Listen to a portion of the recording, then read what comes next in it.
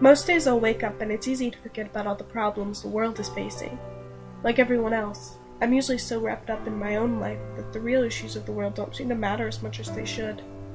But then there are days like today, where I wake up and all I can think of is the destruction of thousands of rainforests and all the animals that have gone extinct. I realize that sounds cheesy, but it's true, and I can't help but feel that it's at least partly my fault. My favorite thing about being alone with nature is the peaceful element of it all. Silence. In this day and age, silence is almost unheard of, but not in nature. From the moment you step into the woods to the moment you leave it, you're surrounded by silence. I love that. Birds will chirp and leaves will crunch beneath your feet. But those sounds are different. Those sounds only reinforce nature's beauty. The sounds and smells are just as important as the sights. Then there's that childlike feeling that comes over you. The way the forest itself starts to feel like a magical kingdom where you can be whoever you want to be.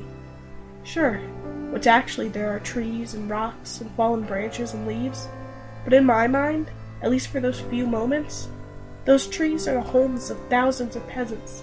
The rocks are park benches or maybe even a stage, and the branches are swords.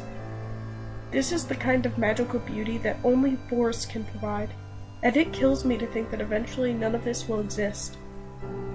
How much extra effort would it take to recycle a few cans or turn our computers off when we go to sleep?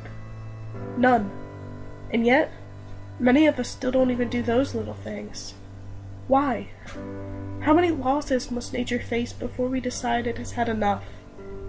This world is beautiful from the moment we open our eyes, and despite everything it has suffered, its beauty is still fighting to remain intact. But why should it have to fight all by itself?